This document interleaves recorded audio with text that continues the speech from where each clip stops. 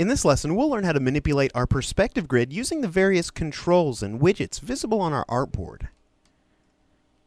Alright, so in the previous lesson we learned how to enable and define our perspective grid, and we used the define perspective grid dialog here from the view drop-down menu. Now let's say that you need to define your perspective grid, but maybe you want a little more of a visual way to do that. So I'm going to come over here and make sure I have my perspective grid tool selected here, and we're going to do that right here on our artboard. Now there's a lot of different controls here, and you know that it's nothing to be afraid of. We're going to hit on each one of these here, but what you need to know is that the perspective grid tool is the tool that you want to use in order to make changes to your grid itself. Now, if we come over here and we select our perspective selection tool, the second of the two perspective related tools, you can see that several of the controls actually disappear. In fact, all but these three at the bottom. So we need to have the perspective grid tool enabled to make modifications to our grid. So let me hit Shift P and switch back over to that tool here, and let's just go ahead and start talking about this. Now, we've got here our two vanishing points we talked about in the previous lesson, and we've got our horizon line. Now in the last lesson we also talked about the ground level line, which is represented by this faint green line here at the very bottom. Now, a good way to kind of see exactly what you can do with each one of these controls is simply to mouse over them. Now you can see here that if we mouse over the ground level line, we're going to get a little four-sided arrow. That indicates that we can actually grab our perspective grid and move it around, adjusting the ground level of the grid, essentially moving the entire grid. So if we come up here and mouse over this little control right here for our horizon line, you can see that we can move this one up and down. We can adjust the height of our horizon line just like so.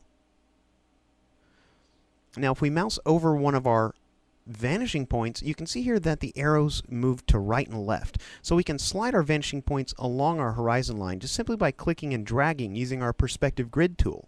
Now we can also move these vanishing points out even beyond this little control right here. That control actually will adjust depending on how far you drag the vanishing point. So let me go ahead and just undo that change here. Now let's just kind of work our way in here. Now, we've got some controls, one here, and one right here. These are extent of grid controls. So this control right here is going to control the vertical extent of our grid. You can see that if we mouse over each one of these, we're going to get a little grid icon next to our cursor. So if we drag this one here, you can see that we're raising our grid up, allowing a little more vertical room for our grid. If we grab one of these off to the side, you can see that we actually extend the grid out to the left a little bit further and to the right a little bit further. Now, let's take note here that I drug this control, but it doesn't look like it actually extended our grid. We actually don't see any additional grid lines here.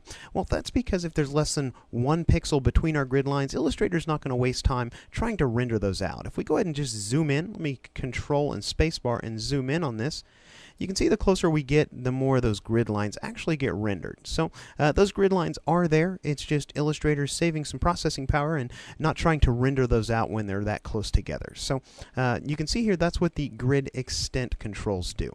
Now, I tell you what, we've actually sort of messed up this grid a little bit. Let me just go ahead and switch back over to our default grid. I'm going to come over here to 2-point perspective and choose my grid. It's going to set it back to our default here. Now, notice here that before this lesson started, I went ahead and increased the opacity just so we could see this a little clearer, and I'll go ahead and do that again just by coming over to Define Grid. And let's bump that back up to about 50% for right now.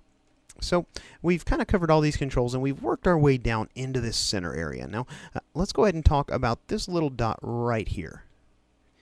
Notice that when I mouse over this little dot, we have a little square that appears next to our cursor. This control right here is going to control the actual grid cell size. So if we drag this control up, you can see that we're increasing the size of the cells in our grid. If we drag this little dot down, we're going to decrease the size of the cells in our grid. So however big of a grid you need, you can actually control that on the fly with this little control right here. And that leaves these last four controls right here. So let's just go ahead and zoom in on these, and let's talk about this little white dot right here. Now notice when I mouse over that, we have a little white dot that appears next to our cursor. This dot represents the ruler origin for your perspective grid. So we mentioned here that we've got our ruler, and our perspective grid is going to have both an X and a Y coordinates here. So this little dot right here is going to control the 0, 0 point for those two X and Y coordinates. We can actually take this little dot and we can drag that anywhere around our grid. You can see that by default it snaps to the different grid lines. Here we've already established using our grid cell size control.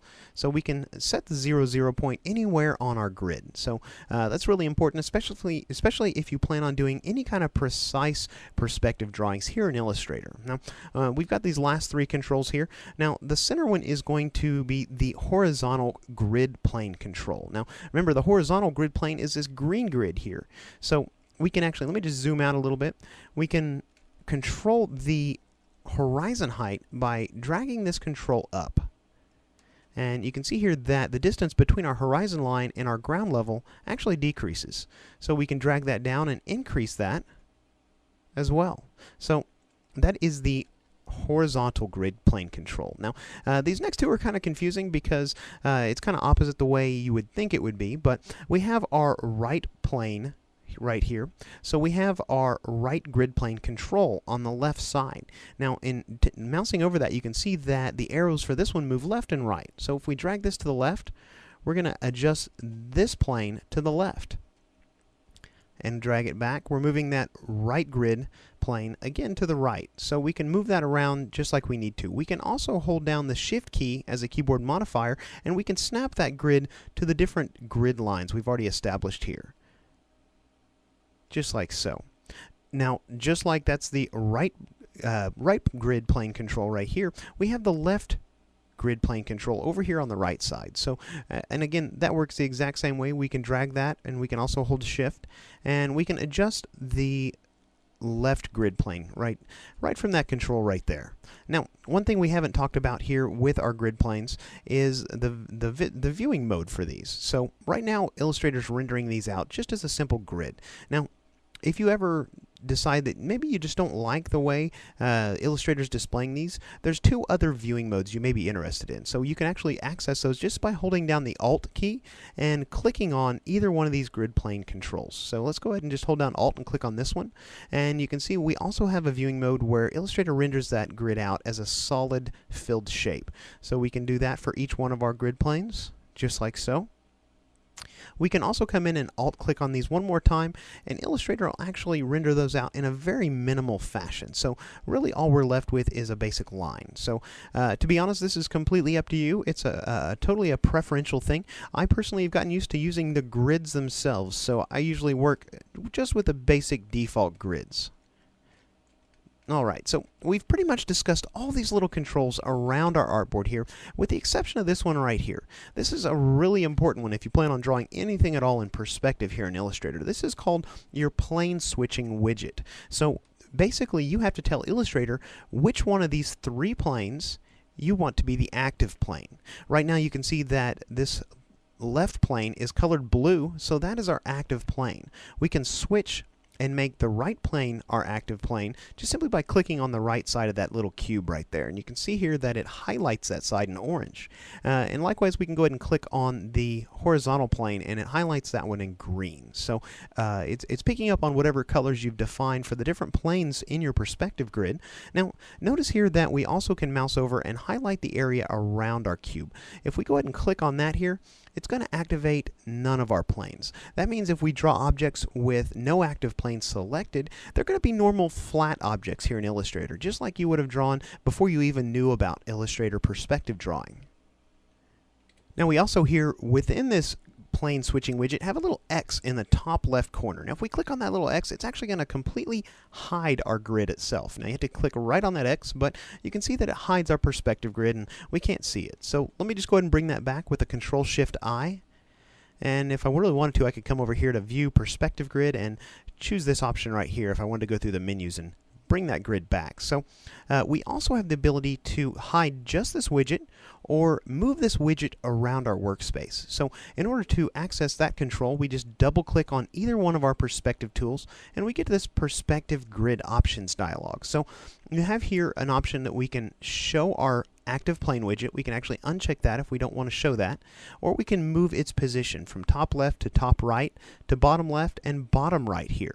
Now we do have some automatic plane positioning options here. We're going to talk about those in an upcoming lesson, so we'll skip over those for right now. Let me just cancel this out. Now, there's one other thing about this plane switching widget that I want to talk to you about that's really important. Now, you may have noticed when I was mousing over the different parts of it that some tooltips came up, and there's actually keyboard shortcuts for cycling between the different planes as your active plane. So I'm going to go ahead and tell you those now. The keyboard shortcuts are the numbers on the top of your keyboard, 1 through 4, and the number 1 is going to activate your left grid plane as the active plane. Keyboard shortcut number 2 is the number 2 key, and it's actually going to activate your horizontal grid plane as the active plane. And the 3 key is going to activate the right grid plane as your active plane. Now there's one other key there, there's the 4 key, and that's going to activate none of your planes, so it's going to switch to no active plane. So those keyboard shortcuts are really important because as we begin looking at some different workflows for creating artwork in perspective, we're going to begin integrating those keyboard shortcuts into the way that we work with our artwork and we actually move that artwork around. So I would go ahead and commit those to memory. So, all right. In this lesson, we've learned how to manipulate our grid based on these little controls and widgets we see here in our workspace. In the next lesson, we'll pick up where we're leaving off here, and we'll look at some basic workflows for creating artwork in perspective, as well as how to transform objects in perspective.